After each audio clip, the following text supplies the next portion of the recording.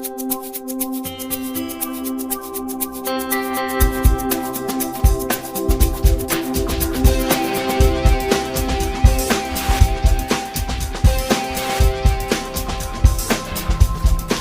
and this is another episode of the Bad Dog Book Club. I'm Skip Ruddertail.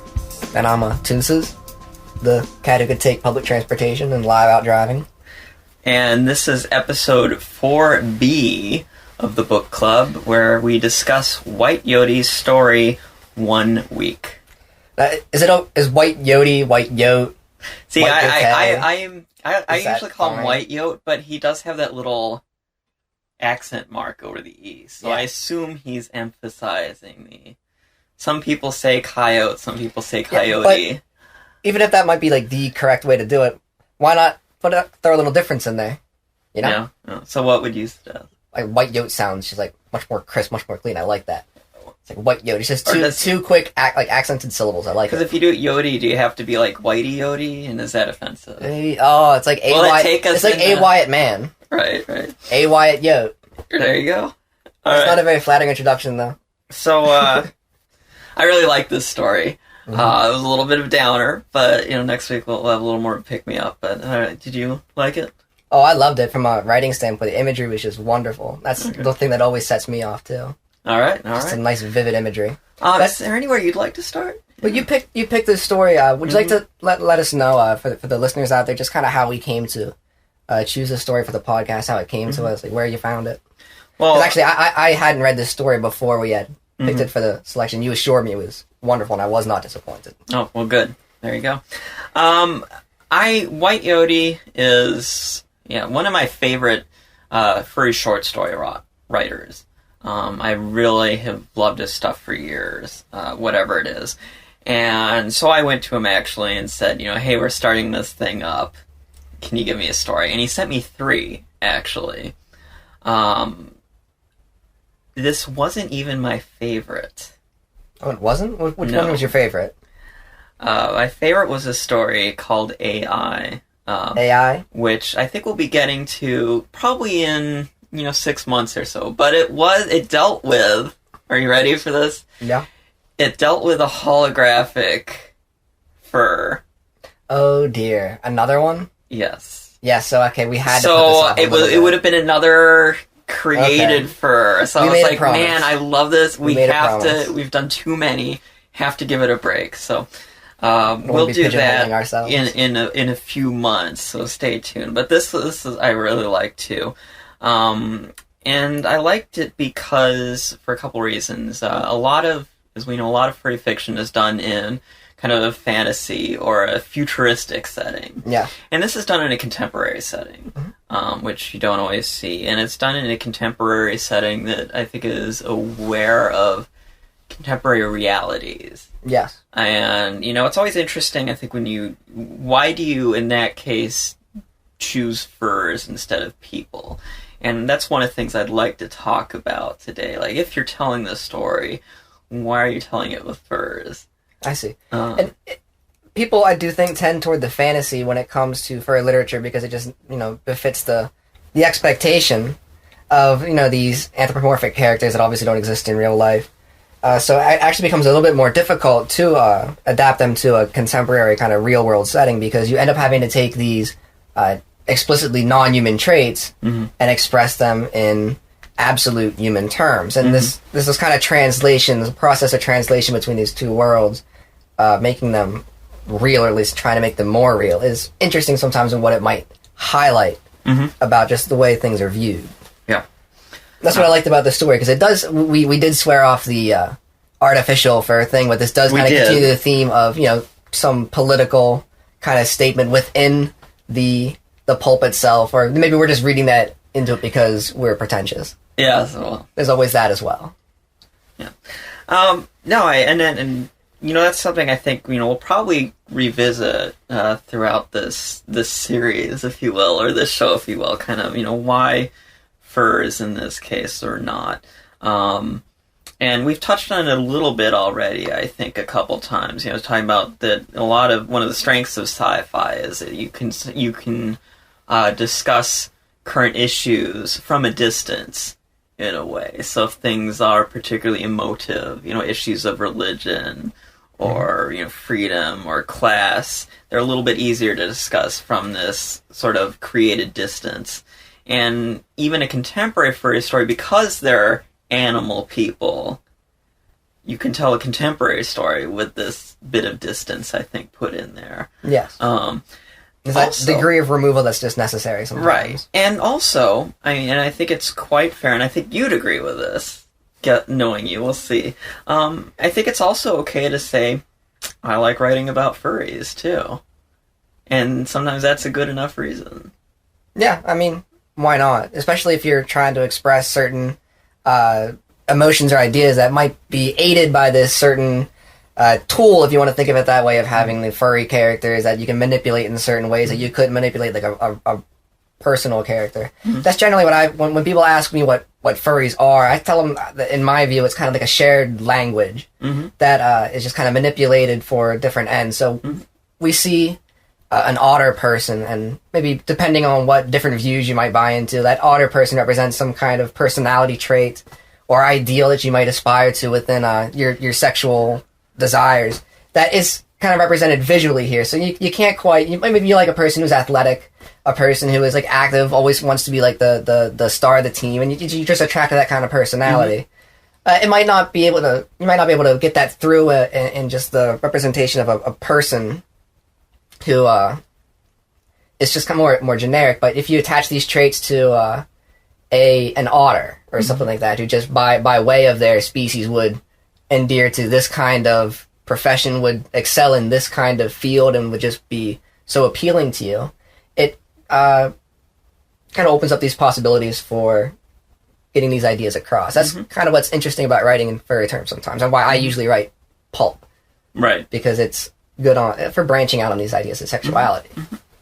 So we've got a few, I think, or several kind of real-world major issues that are touched on in this story to varying degrees, and maybe we kind of get into our meat of our discussion here, by touching on one of these. And of course, one of the ones that jumps out is issues of race and racism, I think, in this story.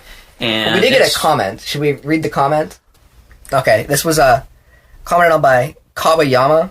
It said, "One line that colored the rest of the story for me was, years and years of evolution still can't breed away the temptation to honor a superior race, though that concept was abolished hundreds of years ago." Okay. Obviously this isn't the same world you and I are living in, as there are furries instead of people, but that line just sounds wrong. If it was black homeless guy and a white businessman, yeah. Also, considering the wolves and tigers in our world, the concept of superior race feels absurd, and you have to wonder if the author just wants to depict canids as superior to further his own agenda. All right. Well... okay, I like most of it. I just don't get the agenda part. That's it. Yeah, I guess, I think Kamayama, was it? Kamayama, is hitting on, he's right. I mean, he's interpreting the story correctly, I believe. Right, I think he's right to bring up, that this kind of racism is a feature in the story. I think, with all due respect, Kamayama, I think that you're confusing race in the text with racism on the part of the author. In that to bring up racism in a story doesn't mean the author is being racist. It just means they want to talk about the issue. I don't think... I don't know if it has to be interpreted as a slight against the author, though. It might just be a subject within the text that makes a person uncomfortable. Yeah, and it doesn't have to be interpreted as an attack. And that's one of the problems problems you have sometimes with addressing race and issues like this, is that it can't be brought up with anybody kind of feeling as if they're being judged. And that's one of the difficulties that you sometimes have to get over. But the problem there is that oftentimes is exacerbated by inarticulate language on parts of people who have legitimate grievances, I think. So this is, I believe, like a legitimate interpretation of the story, that there is this exploitative and obviously not mutually beneficial relationship, though there's this belief there. that is uncomfortable. But that's kind of what it's supposed to be, a cathartic expression. I think this is what the story's about, though, or one of the things the story's about. So I'm not sure why Kamiyama has a problem with it, other than the situation is upsetting to him. And that's, I mean, I think one is supposed to be upset by it. Yes. I don't think it's supposed to sit well with you. And your analogy of if this was, you know, a white man and a black man, it wouldn't be cool. Well, it's not cool. I don't think it's supposed to be. It would still be an interesting story. Yeah. I mean, it's supposed to bother you. And so I think that that's an indicator that Whyte Yote is accomplishing, you know, part of what he set out to do here. Well, I think if I may be so bold as to ascribe what he intended to do. Right. And ascribe some intentional fallacy. Mm-hmm. Let's do this. The one part I think of your comment that I just seemed weird to me is the whole racist towards tigers thing, because I think here we're dealing with, and that's why I brought it up, is we're dealing with, you know, furry is a way of kind of discussing these topics with a little bit of a distance. So hopefully you can, you know, broach these difficult subjects a little more easily, and obviously it doesn't always work that way. But these are fictional species, and I don't know if Whyte Yote would care enough about fictional tiger people to be racist towards them. Let's put it that way. I don't think he has an anti or pro-tiger agenda, because the situation is, because the story is written in a way that problematizes the relationship. Yeah. I mean, he's clearly not writing this as, this is good, this is ideal, this is the way it should be. If it had been written that way, I think maybe you have a little bit more of a valid, you know, point to bring up. There's something really wrong about this. But it isn't written that. It's written so that we're aware there's something really wrong about this. I think, like I said, what makes it difficult to talk about these issues sometimes is the feeling that there's an attack present in the statement. Yep. But in this statement, there really is kind of an accusation here. Mm-hmm. But as a person who slips up and makes, like, you know, some pretty inflammatory remarks sometimes, mm-hmm.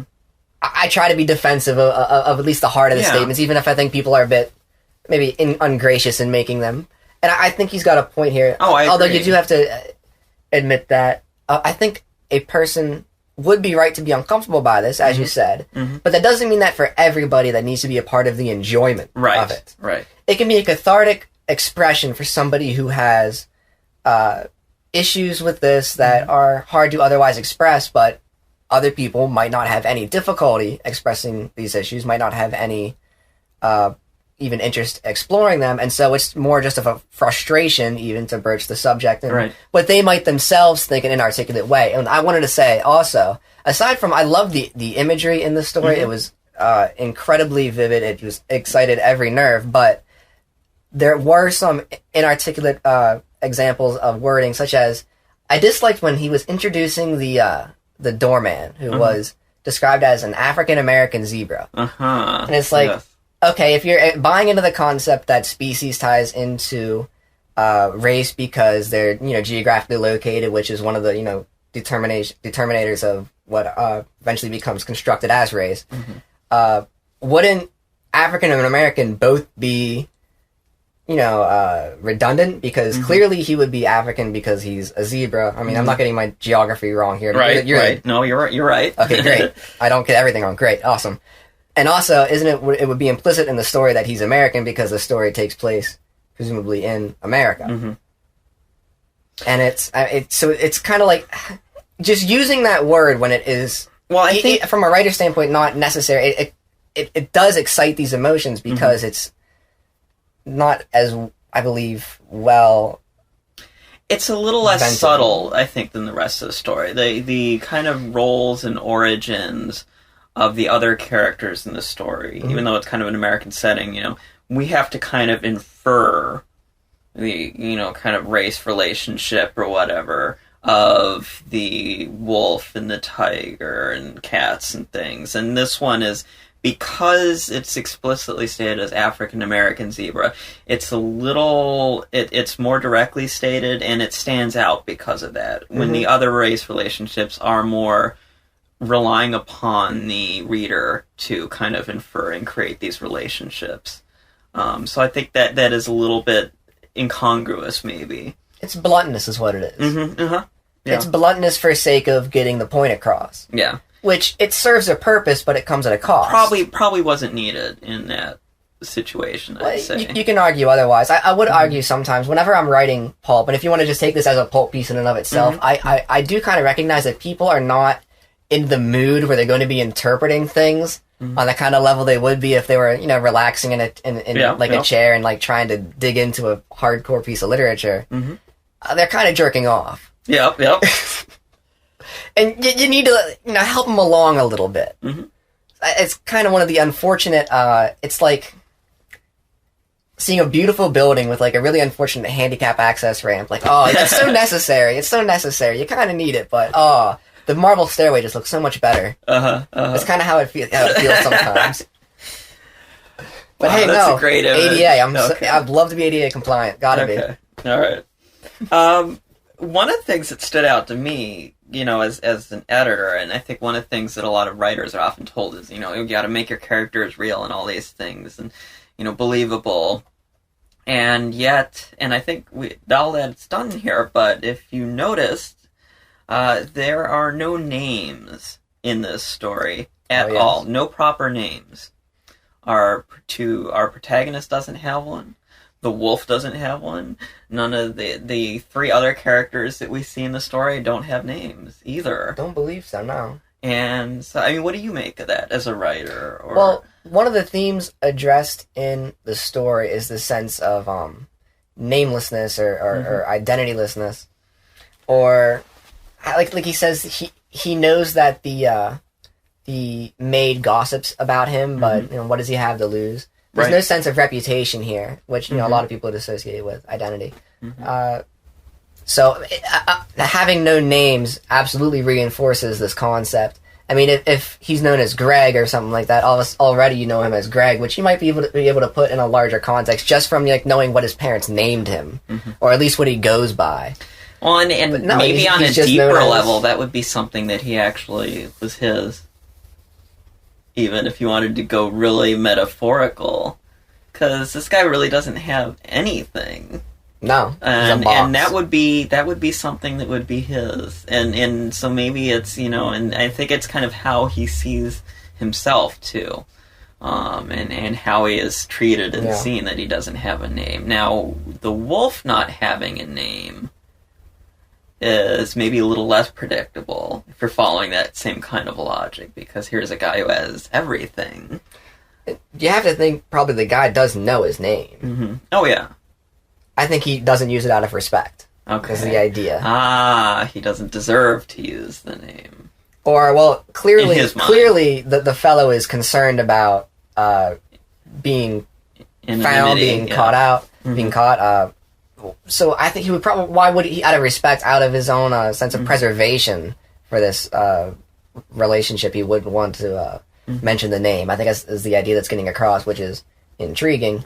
But it does also kind of play into this pay-on to trickle-down economics that I think is implicit in the story. Please, okay, no. Go on. No, I just want that one suit a week. That's all I want is that one suit a week. Well, you gotta explain your little metaphor here, which I love. Well, I mean, that's the idea is that, if we give more money to the rich and let them have all the capital, let them create the wealth for us, that it'll create so much more wealth that so much more of it will come down to us eventually, that, generally the standards of living rise. And that's kind of represented, I think, here in a very explicit terms, because that's exactly what's happening is this guy, Tiger. Jesus. This tiger is surviving, he more or less states in explicit terms, surviving solely on what is for this higher class gentleman a weekly indulgence, just a trivial toss away, which actually kind of speaks to me as a worker in the restaurant industry, where more or less what I take home in cash is just what someone pays on a percentage of what was just a nice lunch for them. And I had, working for 12 hours as I did yesterday coming up, my feet were hurting, and all in all, just for the labor of some people having a decent meal. Right. When I read something like this, it's very easy to identify with it then, and or at least to pick out these exchanges of... A friend of mine, he was joking that he was going to start getting new personas that weren't actual animals, but vague concepts. Such as his new persona was the laughter of Mexican schoolchildren. That was his new persona. And my persona was, this is my official persona, actually. I'm not a driving are they, like, anatomically correct? I don't know. What they're just... If furries, forget I went there. I don't think you can be anatomically correct if you're an idea. That's the point. Yeah. How do you even illustrate that? Furry will find a way. But my new persona was the exchange of sexual access for economic security. Uh-huh. And that's what we've got here. This is my persona. We could definitely RP that. Oh yeah, it's very wide. That's a situation right in and of itself. No, and it literally, and you know, to carry your metaphor further, I mean, we literally see, yes, you know, it trickles down to him, and it is gone. I mean, it does nothing in the long run By the end of the next week, it's tattered. It's burned in the incinerator, literally. So there you go, Whyte Yote. In case you didn't intend to, your story is a perfect metaphor for Reagan's trickle-down economics. Yeah. Well, you know, when I work at this restaurant and I'm hosting... See, you guys don't know what you get into when you write these porn stories. That's all I'm not even joking. There is a portrait of Reagan that hangs directly where I have to stand all day when I'm hosting, and he stares at me all day. So I think about these things. While I'm standing there under Reagan's dead glare. Oh my god, it's awful. One thing I thought was one of these interesting metaphors and interesting things brought up again and again in the story was kind of the idea of cleanliness.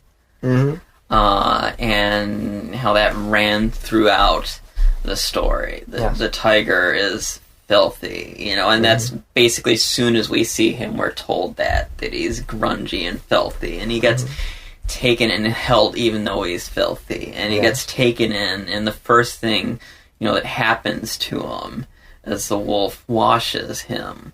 Yes, this is one of the major scenes in the story. Exactly. His washing sequence. Washes him and cleans him off. And then, you know, so he's clean and he can be in this space. Also touches on perhaps my favorite line in the story, which is... While he's, like, reclining in his extremely expensive robe. I don't know, like cashmere robe. I don't know, even like silk or something. Okay. At the end of the hall, it opens up on the main living area, which is huge and tall. I remember crying the first time I saw it, partly because I was blown away, and partly because I was afraid of dirtying up the ultra-clean surfaces. I don't worry about that anymore. He's cleaning ladies for that. This couple of lines... I found devastating. I mean, I wanted to cry at that point. It was so heartbreaking to me. Because, you know, it's literally, we're talking about cleanliness, but of course it's how how the tiger feels about himself, too. And his place in the world. And he's so, you know, he values himself so little that, you know, his concern is, what will my presence do to the surroundings? You know, that my presence in this space is in and of itself polluting. Yep. And it was heartbreaking for me, for anybody to feel like that about themselves. And it was hard for me to get through that. But, you know, there's the cleanliness. Again, so he gets cleaned. So he can be in this space. The space is cleaned after he is there to remove his pollution. His clothes get by burned. The cleaning That's my ladies. Favorite part. His clothes get burned. Yes, that's my favorite part. They have sex when he's clean, but then he needs to get cleaned again.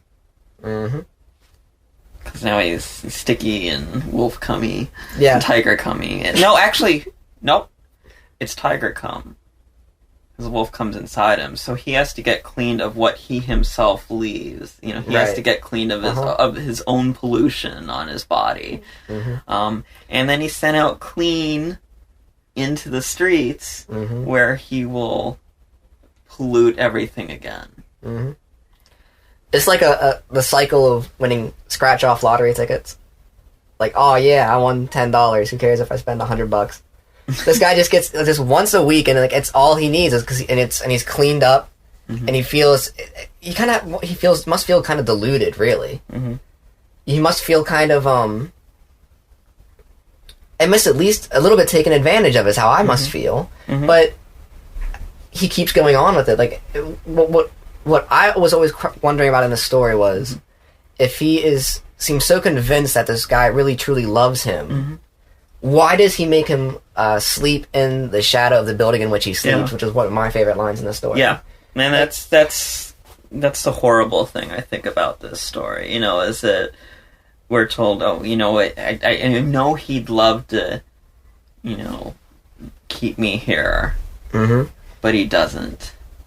And we don't know, I think, as a reader, whether the wolf would really love to keep him there, or whether that's just the tiger's perception of it, or the tiger's wanting of it. The tiger interprets it as a charitable act. Yeah. And it's this, tantalizing thing where I think, as you said, it costs the wolf nothing. Well, it doesn't cost the wolf nothing, actually. That's the thing is, let's try to put this in very real economic terms. If you just try to think about what a nice suit, like let's say this is the suit he wants to wear to work, and it's obviously high-paying job. He wants to wear a nice suit to work. He's not going to skimp on his suit. How much do you think he just spent on this suit? Yeah, several thousand. Several thousand. Okay, so if you're just writing in just that cost alone into what is for him a sexual encounter, that would already put this homeless person in the range of a high-priced prostitute, essentially. And then you add in the cost of the food, and if you want to just even consider lodging. I'm talking about percentage-wise, like what is this to this wolf? And that kind of goes back to the point I think you were making about working in a restaurant, is that, yes, it's a paycheck to you, but to the people eating at the restaurant. Yeah, and that's what I'm wondering here. And we've talked about this in the last story that, I said one of the, hallmarks, I think, of a relationship is that you take care of each other, and here the relationship is so unbalanced. Yeah. That can't happen. And what's unfortunate is that the system that you presume this person is making his fortune on, that you also presume is at least somewhat responsible for this person being homeless. Yeah, and maybe it's a little bit of guilt alleviation. It is specifically what has caused this person to feel so worthless that being considered even a trifle is such a wonderful thing. That even being just so minor an indulgence to another person is enough to survive on. Yeah. It's a wonderful elevation in status. And that's that's one of the reasons he keeps coming back. As I said, it's at the same time, does he feel, does he worry that he's selling himself or compromising? And it's like, yeah, but he gets fed, and he gets clothes, and when you are in that situation, the most important thing is staying alive, and this helps him stay alive. You don't judge his actions. I mean, but we are given explicit access to his thoughts. Yes. And his thoughts are explicitly reverent. Yes. Absolutely. And he even presents it as being necessary. When he thanks the wolf at the dinner table at the end of the meeting, he says something along the lines of, sincerity is all it takes. He thanks himself with his eyes and not with his words. It's kind of represented explicitly as the impression that he couldn't even fake this if he wanted to. He has to buy into the system to be able to indulge in this. Right. To even survive, essentially, at least as it's represented. Well, I think there's a line here that kind of speaks to this point where he says, I get a good meal, a shower, and the physical attention so many more fortunate others receive. And I always enjoy myself. I'm just starting to accept it graciously, but I'll never take it for granted. The last time I did that, I ended up homeless and alone. Kind of hints at this, kind of says this is why he's so sincere. And kind of hints to why he's in the situation something that happened in the past. Well, that's a good question, too, because that was something, I wondered about.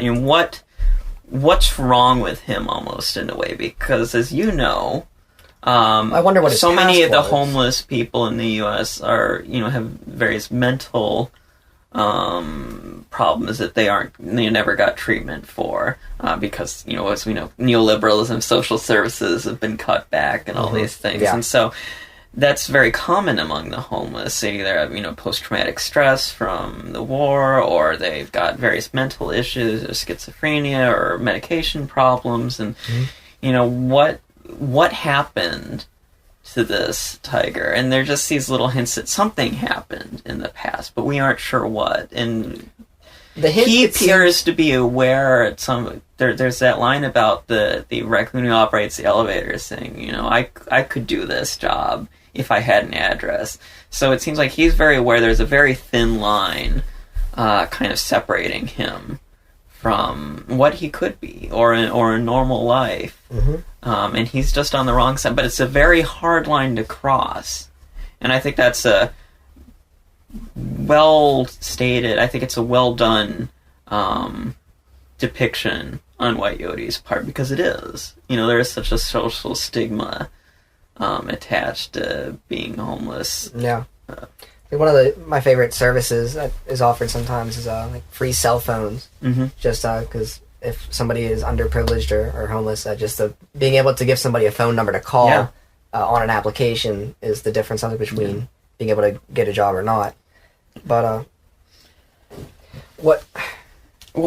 maybe to kind of pick it up a little, what did you think of the sex scene?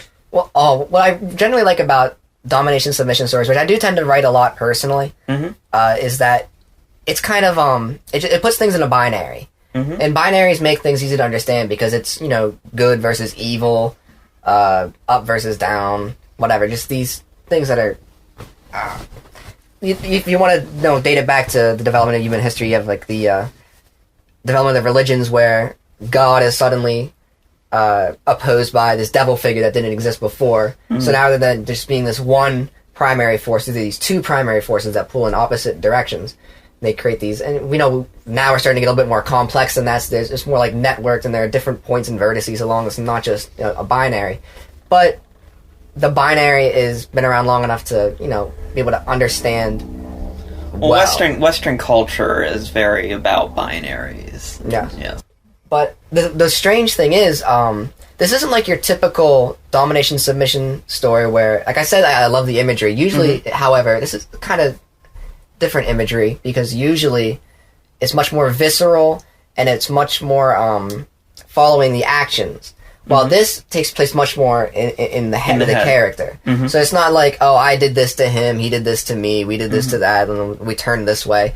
It follows motives and responses and feelings, and there is only kind of like a vague touching upon at times of what the physical acts are, which a lot of people are kind of confused or frustrated by because they're reading for like the bodily signals, essentially.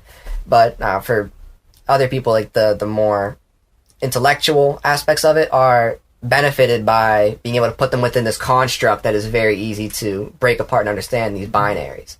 So domination, submission. I mean, people always want to wonder now when a person is reading or writing a domination, submission story, which part of the binary are they on the side of? Right. Which did they empathize with? And like I think that's kind of a simplistic way of interpreting it because I tend to feel that these binaries actually represent different aspects of the same thing.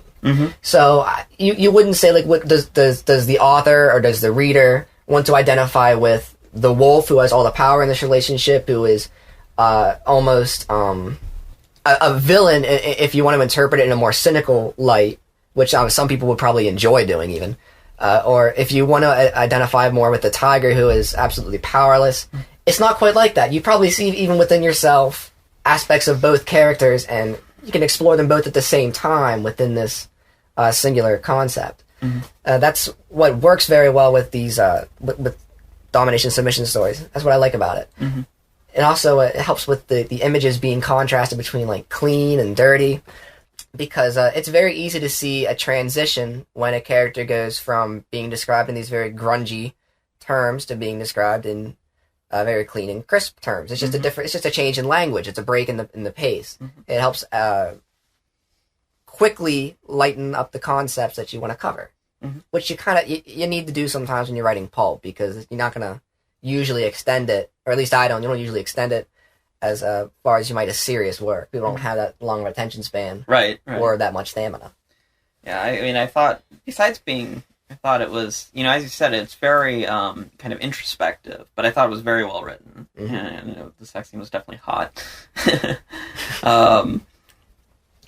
One of the phrases that I thought was interesting, because you never see it stated as such, at least I don't know if I've ever seen it in furry pulp, was the line, "the tie that would surely injure him."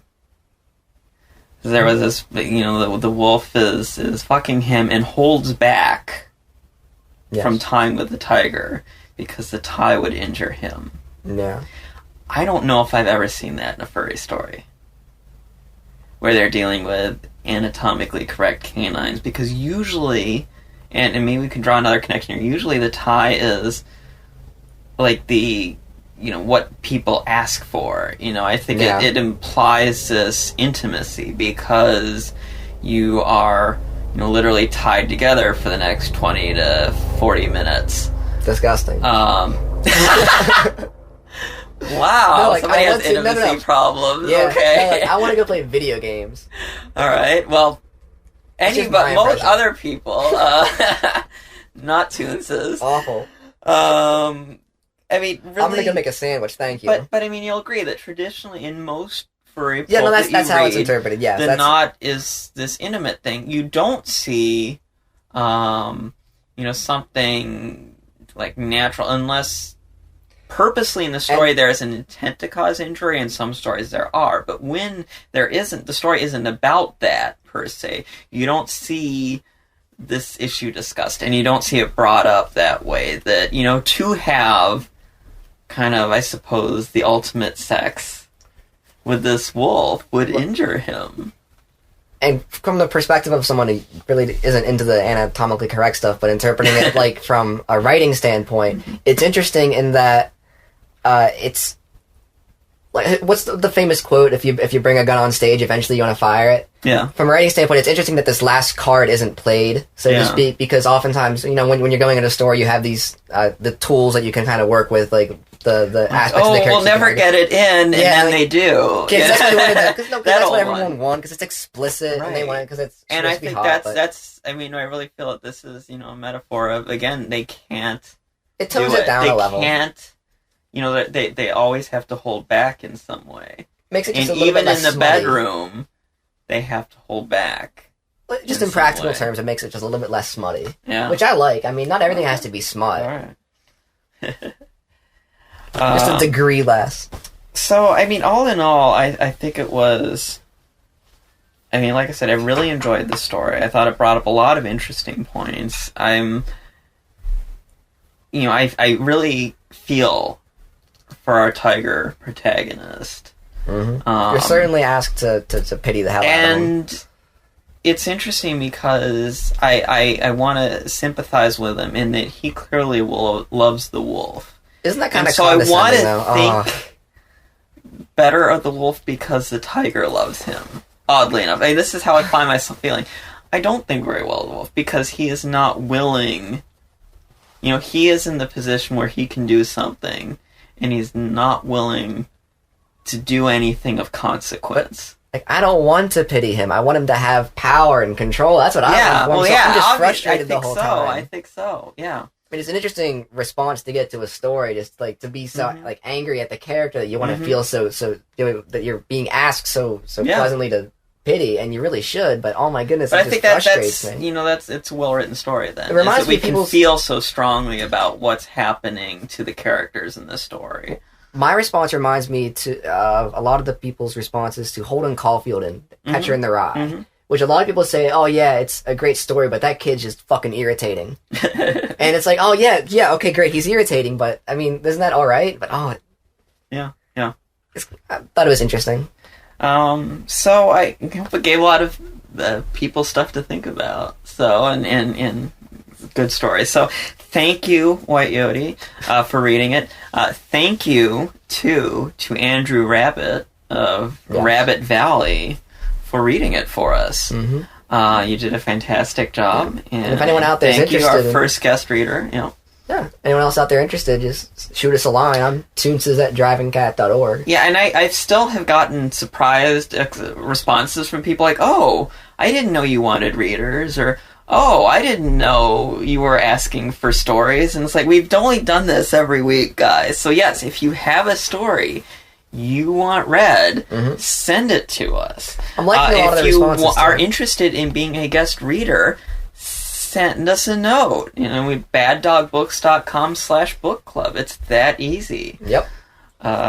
Next week, we have a story read to us by Alex Vance, again. And it is by Candrel, who is a fox who's from the U.S. but lives in England with his mate now. And this story is On the Bright Beach. And this one's pretty porny.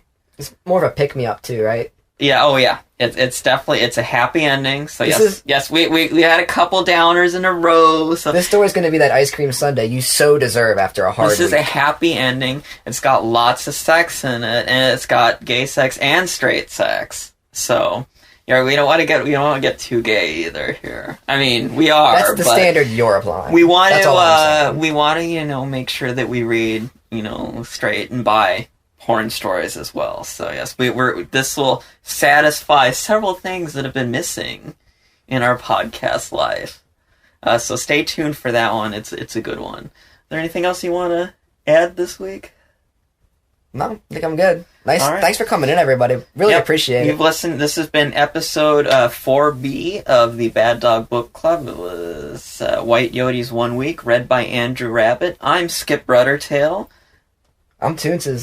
Check out my website, too, drivingcat.org. I want to give a shout-out to Bob Skunk because he redesigned my website. It was very nice of him. It looks wonderful.